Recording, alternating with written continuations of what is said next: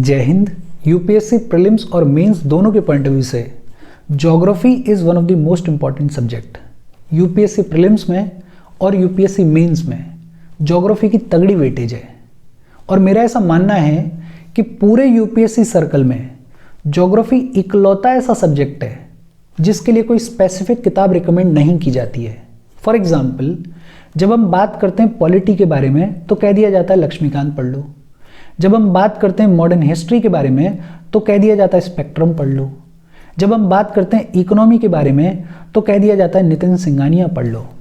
लेकिन पूरे UPSC circle में शायद ज्योग्राफी इकलौता ऐसा सब्जेक्ट है जिसके लिए कोई स्पेसिफिक किताब रिकमेंड नहीं की जाती है। जब बात होती है ज्योग्राफी की प्रिपरेशन की तो आमतौर पे कहा जाता है कि 11th और 12th की एनसीईआरटीज पढ़ लो, एनसीईआरटीज अपने आप में सफिशिएंट हैं। 11th और 12th की एनसीईआरटीज बेहद खूबसूरत किताबें हैं, लेकिन अपने आप में सफिशिएंट हैं, इस पर मुझे थोड़ा सा डाउट है। डाउट क्यों है? बिकॉज ज्योग्राफी में जितने भी क्वेश्चंस ऊपर ऊपर से पूछे जा सकते थे वो यूपीएससी ने ऑलरेडी पूछ लिए। अब यूपीएससी थोड़ा गहराई में जाके सवाल पूछने की शुरुआत कर रहा है, तो हमारे लिए इंपॉर्टेंट क्या हो जाता है कि हम 11th और 12th की एनसीईआरटीज के साथ साथ ज्योग्राफी के टॉपिक्स को थोड़ा गहराई में जाके पढ़ें, थोड़ा गहराई में जाके समझें।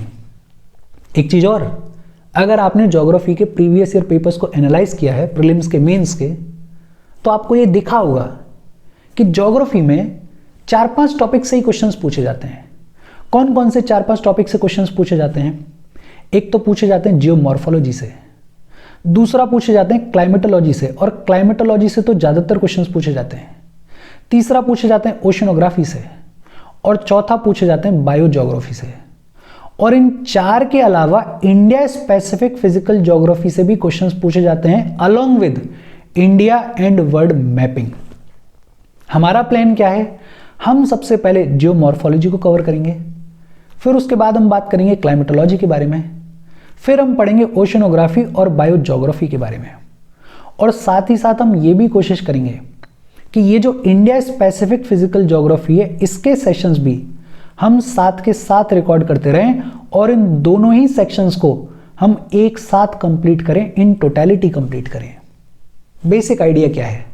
बेसिक आइडिया ये है कि यूपीएससी के पॉइंट ऑफ व्यू से हम पूरी ज्योग्राफी को in detail line by line पूरे तरीके से कंप्लीट करेंगे, कवर करेंगे, और कोशिश करेंगे कि जितना हो सके उतना चीजों को आपके लिए इजी किया जाए।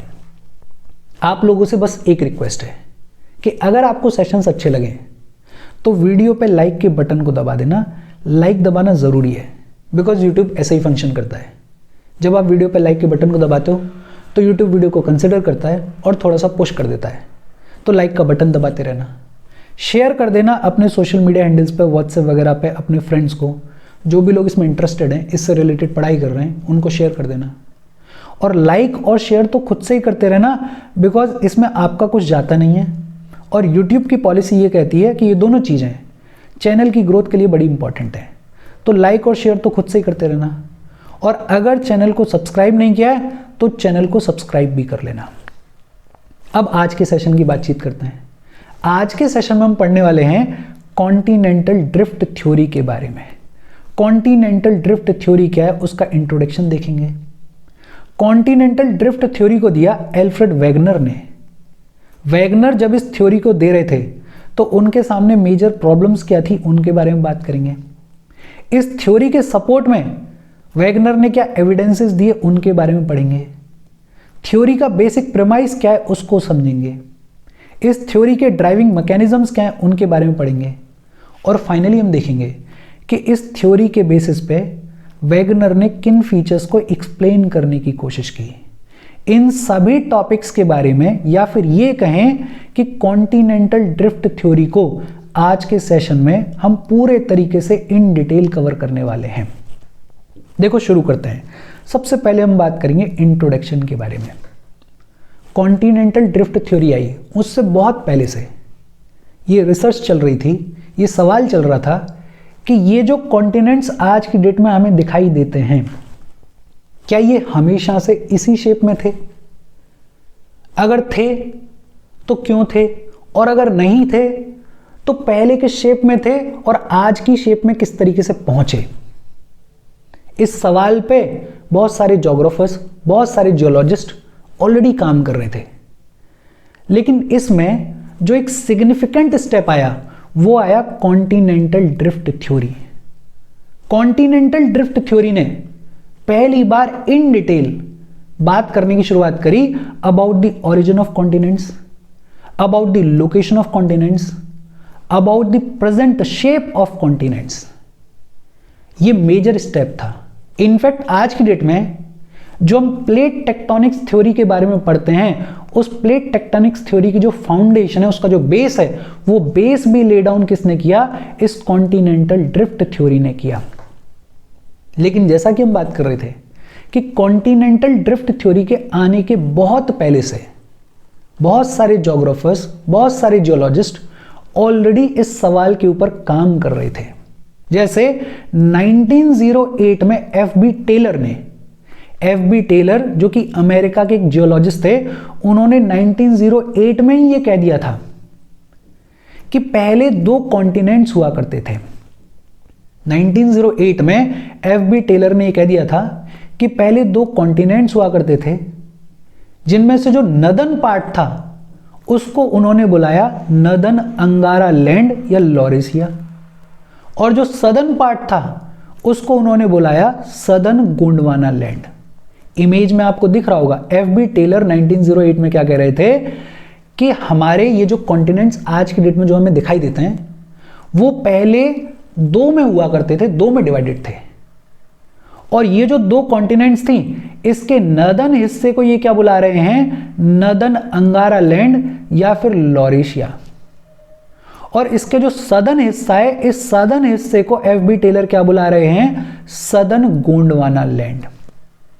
और टेलर ये कह रहे हैं कि इन दोनों के बीच में एक सी है जिसका नाम क्या है? Tethys sea. क्या नाम है? टेथिस सी है।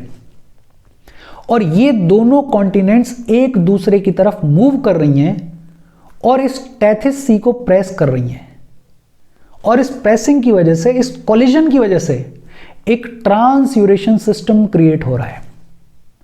कॉन्टिनेंटल ड्रिफ्ट थ्योरी आई उससे बहुत पहले कई सारे जियोलॉजिस्ट, कई सारे ज्योग्राफर्स, कई सारे जानकार लोग इन कॉन्टिनेंट्स की शेप के ऊपर ऑलरेडी बात कर रहे थे, जिनमें एक मेजर नाम है एफ बी टेलर, जिन्होंने 1908 में ये कहा कि आज की डेट में ये जो कॉन्टिनेंट्स हमें दिखाई देती हैं ये पुराने टाइम में 2 पार्ट्स में डिवाइडेड थी। जो नदन पार्ट है उसको बुलाया गया नदन अंगारा लैंड या लॉरेशिया, और जो सदर्न पार्ट है उसको बुलाया गया सदर्न गोंडवाना लैंड।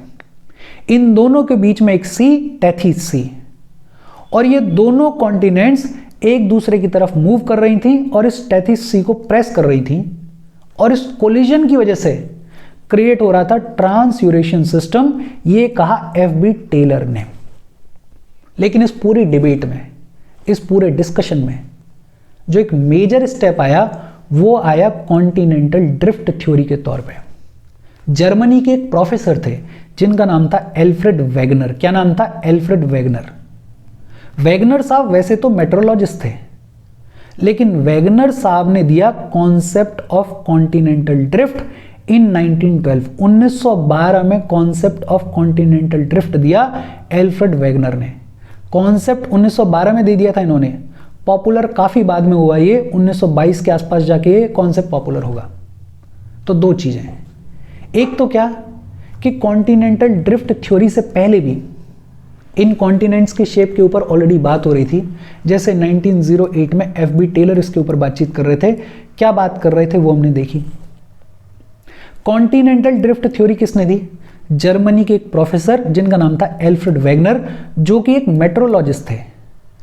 और मजे की बात यह है कि एल्फ्रेड वेगनर साहब जो हैं उनका कोई लेना देना नहीं था इस कॉन्टिनेंटल ड्रिफ्ट थ्योरी से। मतलब वो ये नहीं जानना चाह रहे थे कि आज की डेट में ये जो कॉन्टिनेंट्स हैं ये अपने शेप पे कैसे पहुंचे। वो मेट्रोलॉजिस्ट थे। वेगनर तो ये कोशिश कर रहे थे कि अर्थ का जो क्लाइमेटिक पास्ट है, अर्थ की जो क्लाइमेटिक हिस्ट्री है, उसको रिकंस्ट्रक्ट किया जाए, उसको तैयार किया जाए, उसको स्टडी किया जाए। कॉन्टिनेंटल ड्रिफ्ट से उनका कोई लेना देना नहीं था, उनका पर्पस कुछ और था। वैगनर तो ये स्टडी करने की कोशिश कर रहे थे कि अर्थ के क्लाइमेटिक हिस्ट्री को रिकंस्ट्रक्ट किया जाए, उसको तैयार किया जाए, उसको स्टडी किया जाए। और इस स्टडी के दौरान वैगनर ने बोला कि पूरी जियोलॉजिकल टाइम स्केल पे अगर देखें तो बहुत सारे क्लाइमेटिक चेंजेस देखने को मिलते हैं। कभी आइस एज है, कभी वार्म एज है, कभी कुछ है, कभी कुछ है, ऐसे बहुत सारे क्लाइमेटिक चेंजेस देखने को मिलते हैं। इन क्लाइमेटिक चेंजेस के पीछे दो पॉसिबिलिटीज हो सकती हैं। वैगनर क्या कह रहे हैं कि ये जितने भी जियोलॉजिकल टाइम स्केल पे क्लाइमेटिक चेंजेस देखने को मिलते हैं, इनके पीछे दो पॉसिबिलिटीज हो सकती हैं। कौन कौन सी दो पॉसिबिलिटीज हो सकती हैं?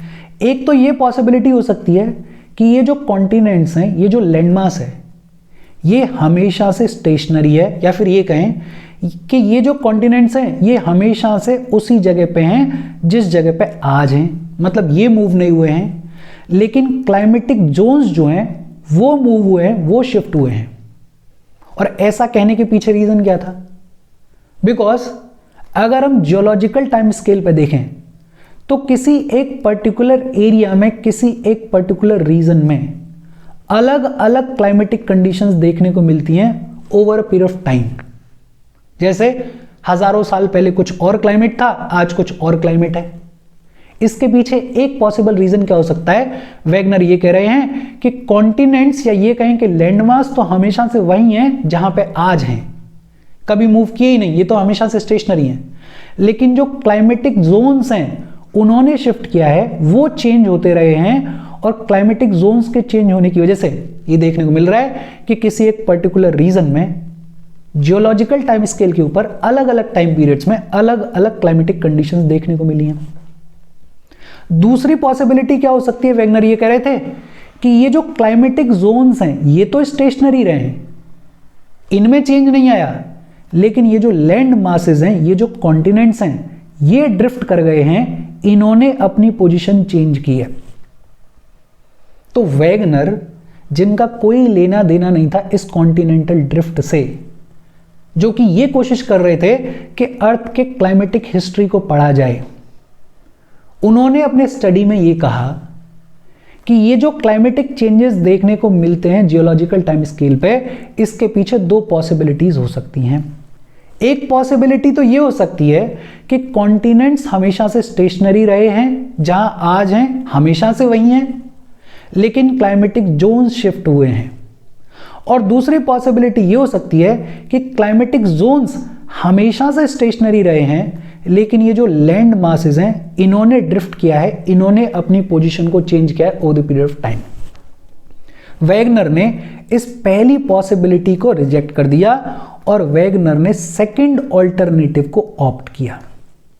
वैगनर ने यह कहा कि क्लाइमेटिक जोन्स शिफ्ट हुए हों, यह पॉसिबल नहीं है।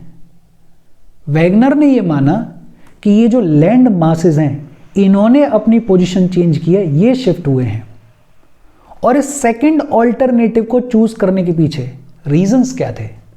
बिकॉज वैगनर के सामने बहुत सारे एविडेंसेस थे इस आर्ग्यूमेंट को सपोर्ट करने के लिए। और वो एविडेंसेस क्या थे? पहला एविडेंस है जिगसॉ फिट। जिगसॉ फिट के तहत वैगनर ये कह रहे थे कि अगर अटलांटिक ओशन के कोस्ट को देखा जाए तो अटलांटिक ओशन के कोस्ट में ज्योग्राफिकल सिमिलैरिटीज देखने को मिलती हैं। साउथ अमेरिका और अफ्रीका के कोस्ट लाइन को अगर मैच किया जाए तो वो एग्जैक्टली मैच करती हैं, जैसा कि इस इमेज में दिख रहा है। आज की डेट में साउथ अमेरिका बिल्कुल अलग है और अफ्रीका बिल्कुल अलग है, और इनके बीच में अटलांटिक ओशन है। लेकिन अगर इनको मिला के देखा जाए तो ये देखने को मिलता है कि ये जो साउथ अमेरिका का कोस्ट लाइन है और ये जो अफ्रीका का कोस्ट लाइन है वो एकदम एक दूसरे से मैच करता है। और वैगनर का ये कहना था कि ये तभी पॉसिबल हो सकता है जब ये पूरा का पूरा लैंडमास किसी पॉइंट ऑफ टाइम पे एक साथ हो और फिर over the period of time ये लैंडमास टूटा हो, ब्रेकडाउन हुआ हो, और ब्रेकडाउन होके ड्रिफ्ट होके अलग अलग हिस्सों में गया हो और आज वाली पोजीशन इसने ली हो। तो तो पहला एविडेंस क्या था वैगनर की थ्योरी का, जिगसॉ फिट, कि ये जो अटलांटिक ओशन के कोस्ट हैं इनमें ज्योग्राफिकल सिमिलैरिटी देखने को मिलती है। साउथ अमेरिका और अफ्रीका की जो कोस्ट लाइन है वो एग्जैक्टली मैच करती है। और होपफुली आपको ये समझ में आ रहा होगा, आपको ये दिख भी रहा होगा। दूसरा एविडेंस क्या दिया वैगनर साहब ने? दूसरे एविडेंस के तौर पर वैगनर साहब ने बात की स्ट्रक्चरल एविडेंस के बारे में। स्ट्रक्चरल एविडेंस के तहत वैगनर साहब ने कहा कि वेस्टर्न यूरोप में जो कोल फील्ड्स हैं और नॉर्थ अमेरिका में जो कोल फील्ड्स हैं उनमें एक एक्टिव मैच देखने को मिलता है। वेस्टर्न यूरोप के कोल फील्ड्स और नॉर्थ अमेरिका के कोल फील्ड्स में एक्टिव मैच देखने को मिलता है in terms of composition, in terms of types of coal. अब देखो आज की डेट में अगर देखें तो नॉर्थ अमेरिका बिल्कुल अलग है इस वेस्टर्न यूरोप से, लेकिन जब स्टडी की जा रही थी तो ये देखने को मिला कि ये जो नॉर्थ अमेरिका में एपेलेशियन माउंटेन्स वाले कोल फील्ड्स हैं और इधर यूरोप में स्कैंडिनेविया, जर्मनी, यहां पे जो कोल फील्ड्स हैं उनमें एक एक्टिव मैच है in terms of composition, in terms of types of coal. और वैगनर का कहना यह था कि ये सिर्फ तब पॉसिबल है जब किसी पॉइंट ऑफ टाइम पर ये पूरा का पूरा लैंडमास एक होता। जब ये लैंडमास एक था तब ये कोल फील्ड्स डेवलप हुए और फिर over the period of time ये जो लैंडमास है ये टूट गया, ये ड्रिफ्ट कर गया और ये अलग अलग हो गया। लेकिन किसी पॉइंट ऑफ टाइम पे एक ही जगह पे था, एक ही जगह पे ये कोल फील्ड्स बने, इसीलिए यहां के जो कोल फील्ड्स हैं उनमें एक एक्टिव मैच देखने को मिलता है। और कोल फील्ड्स के साथ साथ एज ऑफ रॉक्स के बारे में भी बात की वैगनर ने। जैसे साउथ अमेरिका और अफ्रीका में जो रॉक्स मिलते हैं उनकी एज एकदम सेम दिखाई देती है। और वैगनर का ये कहना था कि ये कैसे पॉसिबल है? आज की डेट में साउथ अमेरिका बिल्कुल अलग है, अफ्रीका बिल्कुल अलग है, लेकिन अगर रॉक्स को स्टडी किया जाए तो रॉक्स की जो एज है वो एकदम सेम है दोनों जगह पे, खासकर कोस्ट लाइन के आसपास वाले जो रॉक्स हैं। ये कब पॉसिबल है? ये तब पॉसिबल है जब ये पूरा का पूरा लैंडमास किसी पॉइंट ऑफ टाइम पे एक साथ था और फिर over the period of time ये ड्रिफ्ट कर गया, टूट गया, अलग हो गया। जब एक साथ था तब ये रॉक्स डेवलप हुए और इसीलिए इनकी जो एज है वो एकदम सेम है। तीसरे एविडेंस के तौर पर वैगनर ने क्या कहा? Fossil evidence. वैगनर साहब ने यह कहा कि साउथ अमेरिका के ईस्टर्न कोस्ट पे और अफ्रीका के वेस्टर्न कोस्ट पे जो फॉसिल रिमेन्स मिलते हैं, जो वेजिटेशन के रिमेन्स मिलते हैं, वो एकदम आइडेंटिकल हैं, वो एकदम सेम हैं। जैसे आपको इमेज में दिख रहा होगा कि ये एक रेप्टाइल है, लाइक्टोसाउरस, और ये जो रेप्टाइल है ये अफ्रीका में भी मिलता है। इसके रिमेन्स, फॉसिल रिमेन्स जो है वो अफ्रीका में भी मिलते हैं, इंडिया में भी मिलते हैं, वो अंटार्कटिका में भी मिलते हैं। इधर अगर देखोगे तो ग्लेसोपेट्रियस, इसको जो रिमेन्स हैं वो इधर साउथ अमेरिका में भी मिलते हैं, अफ्रीका में भी मिलते हैं, इंडिया में भी मिलते हैं, अंटार्कटिका में भी मिलते हैं, ऑस्ट्रेलिया में भी मिलते हैं। ऐसे ही अगर देखें तो ये मीजोसॉरस जो है वो साउथ अमेरिका में भी मिलता है, अफ्रीका में भी मिलता है, इसके जो फॉसिल रिमेन्स हैं। वैगनर का आर्गुमेंट ये था कि सेम फॉसिल रिमेन्स का मिलना अलग अलग कॉन्टिनेंट्स में, ये कैसे पॉसिबल हो सकता है?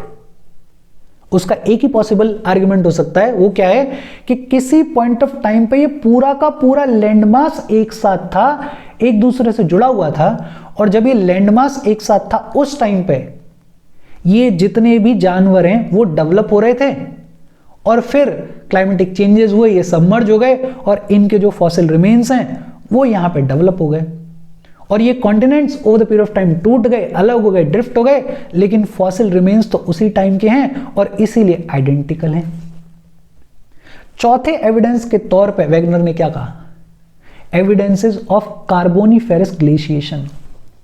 आज से लगभग 350 million years ago carboniferous age, आपने अगर जियोलॉजिकल टाइम स्केल पढ़ी हो तो वहां पे एक टाइम आता है कार्बोनिफेरस टाइम।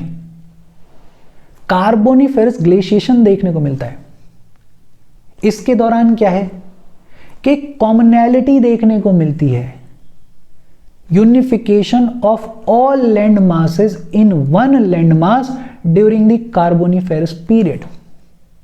इसको थोड़ा सा इमेज से समझने की कोशिश करते हैं कि ये जो कार्बोनिफेरस ग्लेशिएशन हुआ, कार्बोनिफेरस पीरियड में ग्लेशिएशन हुआ, आइस एज आई, उसका इंपैक्ट देखने को मिलता है यहां पे साउथ अमेरिका में, यहां पे अफ्रीका में, कुछ यहां पे इंडिया के हिस्से में और कुछ यहां पे ऑस्ट्रेलिया के हिस्से में। अब देखो पूरी हर जगह पे एक साथ आइस एज तो आई नहीं थी, आइस एज तो पर्टिकुलर जगह पे थी, पर्टिकुलर पीरियड में थी, लेकिन एविडेंस अलग अलग कॉन्टिनेंट में देखने को मिल रहे हैं। यह पॉसिबल कैसे हो सकता है? इसकी एक ही पॉसिबिलिटी है कि जब ये आइस एज, जब ये ग्लेशिएशन हो रहा था, उस टाइम पे ये पूरा का पूरा लैंडमास एक जगह पे था। और साथ में ये भी देखने को मिलता है कि पूरे के पूरे लैंडमास में ग्लेशिएशन नहीं देखने को मिल रहा है, एक सेंटर पॉइंट है, उस सेंटर पॉइंट से ये जो ग्लेशिएशन है वो आगे की तरफ एक्सपेंड हो रहा है और उतने ही एरिया में देखने को मिल रहा है, उससे ज्यादा में देखने को नहीं मिल रहा है। तो किसी पॉइंट ऑफ टाइम पे ये जो लैंडमास था ये एक साथ था और उस टाइम पे ग्लेशिएशन हो रहा था, इसलिए ग्लेशिएशन के एविडेंस यहां पे देखने को मिलते हैं। But over the period of time ये जो लैंडमास है ये ड्रिफ्ट कर गया, टूट गया और टूट के अलग अलग हो गया, अलग तो हो गया, लेकिन जो ग्लेशिएशन के एविडेंसेस हैं वो अभी भी देखने को मिलते हैं। और फाइनली वैगनर ने एविडेंस के तौर पे बात की पेलियो क्लाइमेटिक एविडेंसेस के बारे में। बड़ी सारी क्लाइमेटिक एनोमलीज देखने को मिलती हैं, जैसे ट्रॉपिकल एरियाज में ग्लेशिएशन के एविडेंसेस देखने को मिलते हैं। ट्रॉपिकल एरियाज में जहां पे ग्लेशिएशन की पॉसिबिलिटी नहीं है वहां पे ग्लेशिएशन के एविडेंसेस देखने को मिलते हैं। जैसे तालचेर उड़ीसा में ग्लेशियल इरोजन के एविडेंसेस हैं, हमारे यहां पे तालचेर उड़ीसा में ग्लेशियल इरोजन के एविडेंसेस हैं। ये कैसे पॉसिबल हो सकता है हमारी कंट्री में? ये तभी पॉसिबल हो सकता है जब हम ये मान लें कि किसी पॉइंट ऑफ टाइम पे ये जो हमारे इंडियन कॉन्टिनेंट वाला हिस्सा है वो सदर्न हेमिस्फीयर में हुआ करता था, वो बहुत नीचे हुआ करता था और ये मूव करते करते आज वाली शेप में आया है। ये डरबन साउथ अफ्रीका में अगर देखें तो वहां पे ग्लेशियल डिपॉजिट्स देखने को मिलते हैं। तो ये भी अपने आप में प्रूव करता है कि किसी पॉइंट ऑफ टाइम पे ये जो लैंडमास थे ये इकट्ठे थे, किसी एक जगह पे थे और फिर over the period of time ये ड्रिफ्ट करके आज वाली पोजीशन में आए हैं। दूसरा, टेम्परेट रीजन्स में दुनिया भर का बेस्ट ग्रेड कोल डिपॉजिट्स मिलते हैं, जबकि सबसे ज्यादा थिक फॉरेस्ट कहां पर है? ट्रॉपिकल रीजन्स में है। ट्रॉपिकल रीजन्स में सबसे ज्यादा थिक फॉरेस्ट हैं जो कि जरूरी होते हैं अच्छे कोल के बनने के लिए, बिकॉज जब वो सबमर्ज होंगे, जब उनका डिकम्पोजिशन होगा तब कोल फॉर्म होगा। लेकिन सबसे बढ़िया कोल डिपॉजिट्स कहां पे मिलते हैं? टेम्परेट रीजन्स में मिलते हैं। इसका एक ही पॉसिबल आर्ग्यूमेंट है कि आज जो कॉन्टिनेंट्स टेम्परेट रीजन्स में एग्जिस्ट करते हैं वो पहले टेम्परेट रीजन्स में एग्जिस्ट नहीं करते थे। ऐसे कई सारे एविडेंसेस के बेसिस पे वैगनर साहब ने ये बोला कि भाई देखो, क्लाइमेटिक जोन्स तो हमेशा से स्टेशनरी रहे हैं, ये जो लैंड मासेस हैं ये ड्रिफ्ट कर गए हैं, इन्होंने मूव किया है, इन्होंने अपनी पोजीशंस को चेंज किया है। एक बार फिर से एविडेंसेस को देख लेते हैं। पहला एविडेंस है जिगसॉ फिट कि ये जो अटलांटिक ओशन की कोस्ट है इसमें ज्योग्राफिकल सिमिलैरिटीज देखने को मिलती हैं। दूसरा एविडेंस है स्ट्रक्चरल एविडेंस। वेस्टर्न यूरोप के जो कोल फील्ड्स हैं और नॉर्थ अमेरिका के जो कोल फील्ड्स हैं उनमें एक एक्टिव मैच देखने को मिलता है। तीसरा एविडेंस है फॉसिल एविडेंस। साउथ अमेरिका के ईस्टर्न कोस्ट पे और अफ्रीका के वेस्टर्न कोस्ट पे जो फॉसिल रिमेन्स मिलते हैं, वेजिटेशन के रिमेन्स मिलते हैं, वो एकदम आइडेंटिकल हैं, वो एकदम सेम है। फिर चौथा एविडेंस है evidence of carboniferous glaciation. Carboniferous period में जो ग्लेशिएशन हुआ उसके एविडेंसेस अलग अलग कॉन्टिनेंट्स में देखने को मिलते हैं। और पांचवा एविडेंस है पेलियो क्लाइमेटिक एविडेंसेस, जैसे क्लाइमेटिक एनोमलीज देखने को मिलती हैं, ट्रॉपिकल एरियाज में ग्लेशिएशन के एविडेंसेस देखने को मिलते हैं। सबसे बड़ी एग्जांपल हमारे तालचेर उड़ीसा में ग्लेशियल इरोजन के एविडेंसेस देखने को मिलते हैं। दुनिया भर में जो सबसे बढ़िया क्वालिटी के कोल डिपॉजिट्स हैं वो कहाँ पे मिलते हैं? टेम्परेट रीजन्स में मिलते हैं। और ये सारे एविडेंसेस क्या दिखाते हैं? ये सारे एविडेंसेस दिखाते हैं कि किसी पॉइंट ऑफ टाइम पे ये जो कॉन्टिनेंट्स थे, ये जो लैंडमास था, वो किसी एक जगह पे इकट्ठा था। फिर over the period of time ये जो लैंडमास है इसने टूटने की शुरुआत करी, टूट के मूव करने की शुरुआत करी, और मूव करते करते इन कॉन्टिनेंट्स ने आज की अपनी शेप ली। एविडेंसेस क्या है वो होपफुली आपको समझ में आ रहे होंगे। अच्छा, कॉन्टिनेंटल ड्रिफ्ट थ्योरी वैगनर साहब ने दी, इसका बेसिक प्रमाइस क्या था, इसके पोस्टुलेट्स क्या थे? वैगनर साहब ने कहा कि ये जितने भी कॉन्टिनेंट्स आज की डेट में हम देखते हैं वो पहले सारे यूनाइटेड थे, वो पहले सारे एक ही थे, और इस सुपर कॉन्टिनेंट को बुलाया गया क्या? पेंजिया। क्या बुलाया गया? पेंजिया बुलाया गया। ये सारे कॉन्टिनेंट्स जो कि आज की डेट में टूट गए हैं वो पहले एक ही कॉन्टिनेंट हुआ करते थे, और उस सुपर कॉन्टिनेंट को क्या बुलाया गया? पेंजिया बुलाया गया। और इस पेंजिया को सराउंड करने वाले सुपर ओशन को बुलाया गया पैंथालासा। क्या बुलाया गया? पैंथालासा बुलाया गया। पहला बेसिक प्रमाइस क्या है, या ये कहें कि पोस्टुलेट क्या है? पोस्टुलेट का मतलब कि किसी भी थ्योरी को प्रूव करने के लिए जो चीजें एब्सोल्युटली ट्रू मानी जाती हैं, अज्यूम की जाती हैं, उनको बोलते हैं पोस्टुलेट्स। तो इस थ्योरी के पोस्टुलेट्स क्या थे? वैगनर ने एक तो ये बोला कि किसी पॉइंट ऑफ टाइम पे ये सारे कॉन्टिनेंट्स एक ही थे, और उस एक कॉन्टिनेंट को बुलाया गया क्या? पेंजिया। और ये जो पेंजिया है इसके इर्द गिर्द जो एक ओशन था, सुपर ओशन था, उसको क्या बुलाया गया? पैंथालासा बुलाया गया। वैगनर साहब ने एडवर्ड स्विट्स, ये भी एक जियोलॉजिस्ट थे, इन्होंने एक आर्ग्यूमेंट दिया था और इन्होंने कहा था कि अर्थ का जो सिस्टम है वो 3 लेयर्स में डिवाइडेड है। अर्थ जो अंदर से सिस्टम है अर्थ का, वो 3 लेयर्स में डिवाइडेड है। इसको वैगनर साहब ने एक्सेप्ट किया, और वैगनर साहब ने भी ये माना कि जो हमारी आउटर लेयर है वो बनी हुई है सियाल से, सिलिकेट और एल्यूमिनियम से बनी हुई है सियाल से। मतलब हमारे जो कॉन्टिनेंट्स हैं वो बने हुए हैं सियाल से। इंटरमीडिएट लेयर जो है वो बनी हुई है सीमा से, सिलिकेट और मैग्नीशियम से। मतलब हमारा जो एस्थनोस्फीयर है, जो सेमी लिक्विड स्फीयर है, वो बना हुआ है सीमा से। और जो सबसे अंदर वाली लेयर है अर्थ की, वो बनी है नीफे से, निकल और आयरन से। एडवर्ड स्विस ने इसके बारे में सबसे पहली बार बात की थी। वैगनर ने भी इसको एक्सेप्ट किया, और वैगनर ने भी ये कहा कि हमारा जो अर्थ का सिस्टम है उसमें 3 लेयर्स हैं। आउटर लेयर है सियाल की, जो कि थोड़ी हार्ड है, जो कि थोड़ी रिजिड है, जिससे कॉन्टिनेंट्स बने हुए हैं। दूसरी है इंटरमीडिएट लेयर सीमा, एस्थनोस्फीयर के बारे में आपने सुना होगा, वो बनी हुई है सीमा से। और जो सबसे अंदर वाली लेयर है वो बनी है नीफे से, निकल और आयरन से। और वैगनर साहब ने ये बोला कि ये जो सियाल है, ये जो कॉन्टिनेंटल लैंडमास है, ये सीमा के ऊपर फ्लोट करता है, ये एस्थनोस्फीयर के ऊपर फ्लोट करता है, तैरता रहता है। वैगनर साहब ने ये भी बोला कि ये जो सुपर कॉन्टिनेंट है पेंजिया, ये जो सुपर कॉन्टिनेंट है पेंजिया, ये सबसे पहले सदर्न हेमिस्फीयर में लोकेटेड था।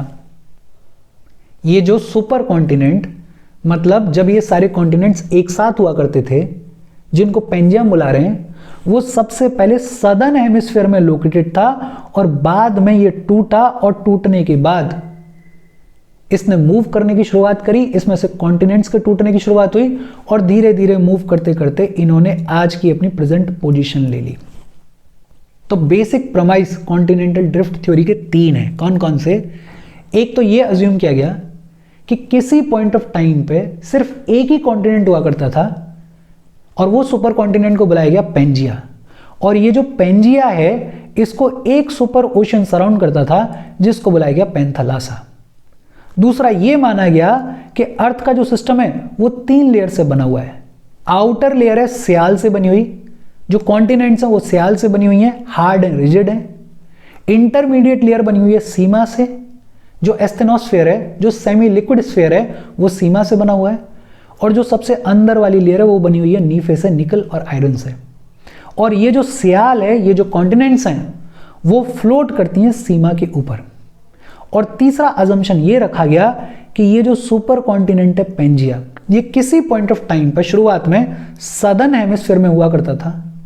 Over the period of time ये टूटा और टूटने के बाद इसने मूव करने की शुरुआत करी और आज की डेट में जो कॉन्टिनेंट्स हमें दिखाई देते हैं वो उसी ड्रिफ्ट, उसी मूवमेंट की वजह से दिखाई देते हैं। अच्छा, इतनी सारी चीजें बोल तो दी वैगनर साहब ने। फिर वैगनर साहब से सवाल पूछा गया कि चलो मान लिया कि ये कॉन्टिनेंट्स जो हैं वो मूव कर रहे हैं, वो फ्लोट कर रहे हैं, वो ड्रिफ्ट कर रहे हैं। मान लिया कि आपकी कॉन्टिनेंटल ड्रिफ्ट थ्योरी है, लेकिन सवाल ये है कि कॉन्टिनेंट्स अपने आप तो ड्रिफ्ट करेंगे नहीं, अपने आप तो फ्लोट करेंगे नहीं। कागज का पन्ना तो है नहीं कि छोड़ दो फ्लोट करता रहेगा, वजन है उनमें।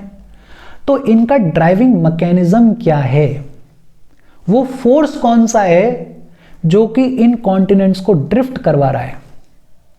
और वैगनर अपने फोर्सेस के बारे में बात करेंगे और यही वैगनर की थ्योरी का सबसे बड़ा डीमेरिट भी है, बिकॉज जिन फोर्सेस के बारे में वैगनर बात करेंगे वो फोर्सेस सही तरीके से कॉन्टिनेंटल ड्रिफ्ट को एक्सप्लेन नहीं कर पाते हैं। लेकिन वैगनर ने 3 फोर्सेस की बात की।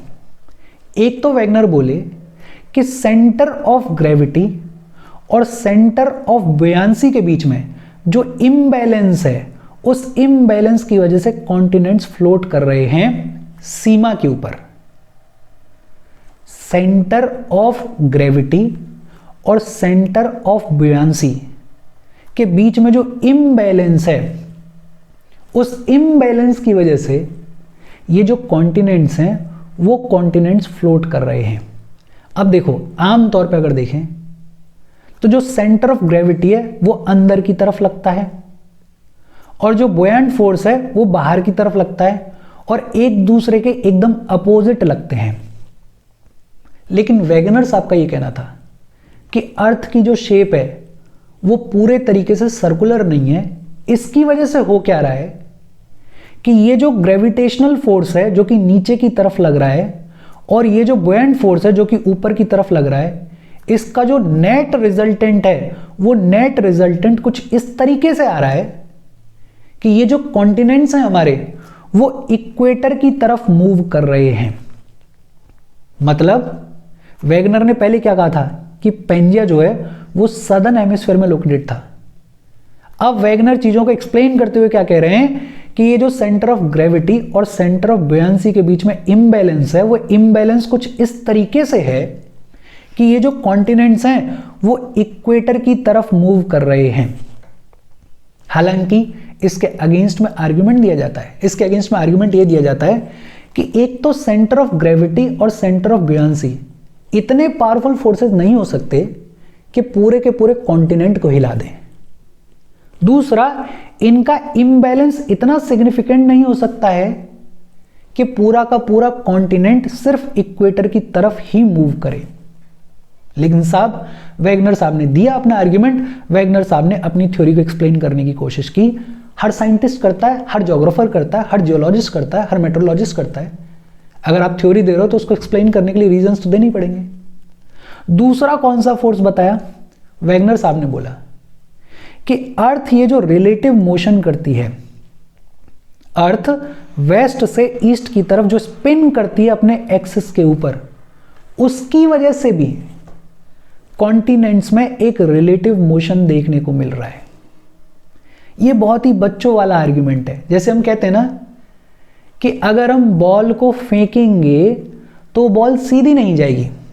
जैसे कोई प्लेट घूम रही है, उस प्लेट के ऊपर इस पॉइंट से अगर आप किसी बॉल को फेंको तो वो सीधी नहीं जाएगी। सीधी क्यों नहीं जाएगी?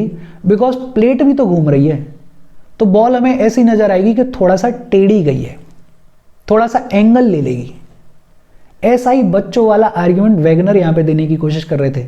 लेकिन मैं बच्चों वाला बोल रहा हूं, अब हम बोल रहे हैं, लेकिन उस टाइम पे जब स्टडीज की शुरुआत हो रही थी, जब ज्यादा चीजें हमें पता नहीं थी, तब ये कहना भी अपने आप में बड़ी बात थी। तो वैगनर साहब ने कहा कि अर्थ अपने एक्सिस पर जो स्पिन करती है वेस्ट से ईस्ट की तरफ, उसकी वजह से भी कॉन्टिनेंट्स में एक रिलेटिव मोशन देखने को मिल रहा है, उसकी वजह से भी कॉन्टिनेंट्स मूव कर रहे हैं। और तीसरा वैगनर ने बोला कि सन और मून के बीच में जो ग्रेविटेशनल पुल होता है, जिसको बुलाया जाता है टाइडल फोर्स। इस टाइडल फोर्स की वजह से हमारे जो कॉन्टिनेंट्स हैं वो वेस्ट की तरफ मूव कर रहे हैं। और टाइडल फोर्स सबसे ज्यादा स्ट्रांग कब होता है? जब मून एकदम अर्थ के पास होता है। तो वैगनर साहब ने 3 ड्राइविंग मैकेनिज्म्स की बात की। एक तो वैगनर साहब ने बोला कि सेंटर ऑफ ग्रेविटी और सेंटर ऑफ बुयांसी के बीच में जो इम्बैलेंस है उसकी वजह से कॉन्टिनेंट्स फ्लोट कर रहे हैं और इक्वेटर की तरफ मूव कर रहे हैं। दूसरा वैगनर साहब ने बोला कि ये जो टाइडल फोर्स है, सन और मून का जो ग्रेविटेशनल पुल है, उसकी वजह से कॉन्टिनेंट्स फ्लोट कर रहे हैं और वेस्ट की तरफ मूव कर रहे हैं।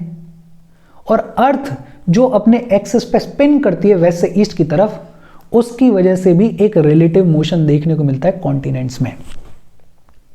और इस कॉन्टिनेंटल ड्रिफ्ट थ्योरी के बेसिस पे वैगनर साहब ने कुछ फीचर्स को एक्सप्लेन करने की भी कोशिश की। जैसे वैगनर साहब ने सबसे पहले फोल्ड माउंटेन्स को एक्सप्लेन करने की शुरुआत की। वैगनर साहब से पहले एक हेरल्ड जेफरी करके आदमी थे, उन्होंने कॉन्सेप्ट दिया था अपना। उन्होंने ये कहा था कि माउंटेन्स एज रिंकल्स, उनका ये कहना था कि माउंटेन्स रिंकल्स के जैसे हैं। जैसे हमारे चेहरे के ऊपर कभी कोई कील मुहासा हो जाता है तो थोड़ा उभरा हुआ दिखाई देता है, वैसे ये जो माउंटेन्स हैं वो अर्थ के ऊपर रिंकल्स हैं। एक तरीके से एक कील मुहासे टाइप या एक रिंकल के तौर पे माउंटेन फॉर्म हो गया है अर्थ के ऊपर, कोई खास बात नहीं है। और दूसरा, हेरल्ड जेफरी ये कह रहे थे कि ये जो ओशंस हैं और ये जो कॉन्टिनेंट्स हैं ये मूव नहीं करते हैं, ये परमानेंट हैं। Permanency of oceans and continents के बारे में बात कर रहे थे। वैगनर ने हेरल्ड जेफरी के इन दोनों कॉन्सेप्ट्स को चैलेंज किया और वैगनर साहब ने कहा कि ये जो कॉन्टिनेंटल स्याल है, अभी हम बात कर रहे थे, ये जो कॉन्टिनेंट्स हैं जो स्याल से बने हुए हैं, ये जो कॉन्टिनेंटल स्याल है ये मूव कर रहा है नॉर्थ और वेस्टवर्ड साइड। अभी हमने देखा है कि ये जो इम्बैलेंस है ग्रेविटी और बुयांसी के फोर्स के बीच में, उसकी वजह से इक्वेटर की तरफ कॉन्टिनेंट्स मूव कर रहे हैं, मतलब नॉर्थ की तरफ कॉन्टिनेंट्स मूव कर रहे हैं। और ये जो टाइडल फोर्स है इसकी वजह से ये जो कॉन्टिनेंट्स हैं वो वेस्ट की तरफ मूव कर रहे हैं। इसी आर्ग्यूमेंट को लेते हुए वैगनर क्या कह रहे हैं कि ये जो कॉन्टिनेंटल सियाल है ये नॉर्थ और वेस्ट की तरफ मूव कर रहा है, और क्योंकि ये सियाल बहुत ज्यादा हार्ड है, बहुत ज्यादा रिजिड है, तो ये सियाल जब सेमी मोल्टन सीमा के ऊपर, एस्थेनोस्फीयर के ऊपर फ्लोट करता है तो घिसने की वजह से सीमा के ऊपर ये जो कॉन्टिनेंटल सियाल है वो मूव कर रहा है। उस घिसने की वजह से जो सेडिमेंट्स हैं वो एक्यूमुलेट होते जा रहे हैं, वो इकट्ठे होते जा रहे हैं। इसको ऐसे समझो कि ये नीचे सीमा है जो कि बहुत स्मूथ है, ऊपर कॉन्टिनेंटल सियाल है जो कि मूव कर रहा है। अब जब ये मूव कर रहा है और क्योंकि ये हार्ड है, क्योंकि ये रिजिड है, तो इसके ऊपर जितना भी सेडिमेंट है वो सेडिमेंट इकट्ठा होता जा रहा है, एक्यूमुलेट होता जा रहा है। और जैसे जैसे ये जितना ज़्यादा सियाल मूव करेगा, कॉन्टिनेंट मूव करेगा, उतना ज़्यादा सेडिमेंट जो है वो इकट्ठा होता जाएगा और इकट्ठा होके ये वेस्टवर्ड कॉर्नर पे दिखेगा। बेसिकली वैगनर ने ये कहा कि ये जो सियाल है वो सीमा के ऊपर ड्रिफ्ट कर रहा है, और क्योंकि सियाल हार्ड है, रिजिड है, तो जो सेडिमेंट्स हैं उनको स्क्रैच करते हुए जा रहा है, उनको अपने साथ लेते हुए जा रहा है, और ये फिर सेडिमेंट अल्टीमेटली एक्यूमुलेट हो जाता है on the western coast of the continents. और ये जो एक्यूमुलेटेड सेडिमेंट है यही बन गया है फोल्ड माउंटेन। लेकिन ये आर्ग्यूमेंट पूरे तरीके से सही नहीं है। इस आर्ग्यूमेंट से आप रॉकीज माउंटेन को एक्सप्लेन कर सकते हो क्योंकि ये वेस्टवर्ड साइड में है, आप एंडीज को एक्सप्लेन कर सकते हो क्योंकि ये वेस्टवर्ड साइड में है, लेकिन एप्लेशियंस को कैसे करोगे? हमारे हिमालयास को कैसे करोगे? इस उराल माउंटेन को कैसे करोगे? बहुत सारे माउंटेन्स ऐसे भी तो हैं जो कि ईस्टवर्ड साइड में हैं, बहुत सारे माउंटेन्स ऐसे भी तो हैं जो कि एकदम सेंटर में हैं। इनको कैसे एक्सप्लेन करोगे? तो ये कहना कि ये जो फोल्ड माउंटेन्स हैं वो सिर्फ इसलिए फॉर्म हुए क्योंकि सियाल सीमा के ऊपर ड्रिफ्ट कर रहा था, और क्योंकि सियाल हार्ड था, रिजिड था, तो सीमा को स्क्रैच करते हुए जा रहा था और उसके ऊपर से सेडिमेंट को अपने साथ लेके हुए जा रहा था, और अल्टीमेटली ये जो सेडिमेंट है वो डिपॉजिट हो गया वेस्टर्न कोस्ट के ऊपर, और ये जो डिपॉजिटेड सेडिमेंट है वेस्टर्न कोस्ट के ऊपर, इसी से फोल्ड माउंटेन्स बने हैं। ये अपने आप में कंप्लीट आर्ग्यूमेंट नहीं है, सही आर्ग्यूमेंट नहीं है, लेकिन वैगनर साहब ने कोशिश की। वैगनर साहब ने इसके अलावा आइलैंड्स को भी एक्सप्लेन करने की कोशिश की, और आइलैंड्स को एक्सप्लेन करते हुए वैगनर साहब ने क्या कहा कि जब ये सियाल ब्लॉक, जब ये कॉन्टिनेंट्स मूव कर रहे थे नॉर्थ वेस्ट डायरेक्शन में, तो मूवमेंट के दौरान कुछ हिस्सा कॉन्टिनेंट का टूट गया और टूट के पीछे रह गया, और जो हिस्सा टूट गया और टूट के पीछे रह गया उसी ने आज की डेट में आइलैंड की शेप ले ली है। और ये जो आइलैंड है वो मिलेगा आपको साउथ और eastern edge of the continent पे। अब वैगनर साहब को पहली बार अगर सुनोगे तो अच्छा लगेगा, ऐसा लगेगा सही कह रहे हैं कि भाई इधर की साइड में मूव हो रहा था कॉन्टिनेंट, तो यहां पे इकट्ठा होके बन गए सेडिमेंट्स जिनको हम बुला रहे हैं फोल्ड माउंटेन्स। तो फोल्ड माउंटेन्स का आर्ग्यूमेंट सही है, लेकिन हमने ये देखा कि भाई ये कंप्लीट आर्ग्यूमेंट नहीं है, बिकॉज बहुत सारे फोल्ड माउंटेन्स ऐसे भी हैं जो कि ईस्टर्न साइड में, जो कि बीच में है। और आइलैंड्स के लिए क्या कह रहे हैं, आइलैंड्स के लिए वैगनर ये कह रहे हैं कि यहां से कॉन्टिनेंट जब मूव हो रहा था तो कुछ हिस्सा टूट गया, और जो कुछ हिस्सा टूट गया वही हिस्सा आइलैंड बन गया है, और ये मिलेगा सदर्न और eastern edge of the continent पे। लेकिन ये भी कंप्लीट आर्ग्यूमेंट नहीं है। ये कंप्लीट आर्ग्यूमेंट क्यों नहीं है?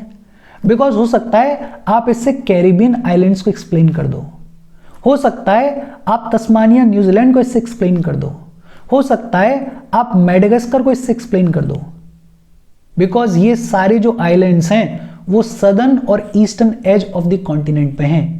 लेकिन और भी तो बहुत सारे आइलैंड्स हैं जो कि सदर्न और ईस्टर्न एज पे नहीं है, जो कि कहीं बीच में लाई करते हैं, उनको कैसे एक्सप्लेन करोगे? तो आइलैंड्स के फॉर्मेशन का ये भी कंप्लीट आर्ग्यूमेंट नहीं हो सकता है, बात कुछ और ही होगी। लेकिन वैगनर साहब ने कोशिश की, पहली कोशिश थी, अच्छी कोशिश थी। और फाइनली वैगनर साहब ने वॉल्केनिक इरप्शंस को भी एक्सप्लेन करने की कोशिश की। वैगनर साहब ने कहा कि ये जो सियाल है वो सीमा के ऊपर मूव कर रहा है, और सियाल क्योंकि हार्ड है, रिजिड है, हार्ड होने की वजह से सियाल जो है वो इस सीमा में कट्स डेवलप कर देता है, रप्चर्स डेवलप कर देता है, स्क्रैप्स डेवलप कर देता है। और ये जो कट्स हैं, ये जो स्क्रैप्स हैं, ये जो रप्चर्स हैं, इन्हीं से होता है वॉल्केनिक इरप्शन, इन्हीं से होते हैं फॉल्ट्स जनरेट, और इसी सियाल के मूवमेंट की वजह से जो फ्रिक्शन जनरेट होता है उसी से आते हैं अर्थक्वेक्स।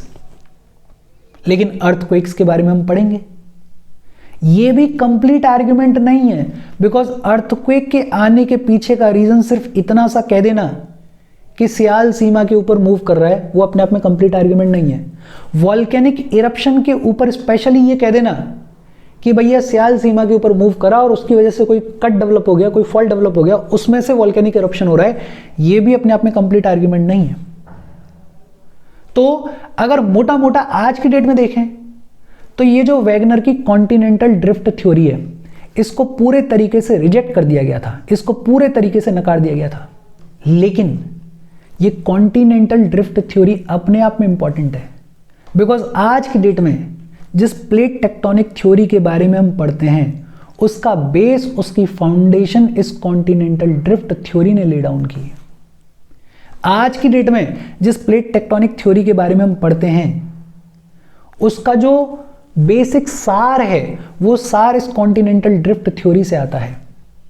पूरी की पूरी थ्योरी को रिजेक्ट कर दिया गया, लेकिन इसकी जो सेंट्रल थीम थी कि कॉन्टिनेंट्स का हॉरिजॉन्टल रिप्लेसमेंट होता है, डिस्प्लेसमेंट होता है, उस थीम को रिटेन किया गया और उसी थीम को आगे जाके पढ़ा गया, और पढ़ने के बाद तैयार किया गया प्लेट टेक्टोनिक थ्योरी को।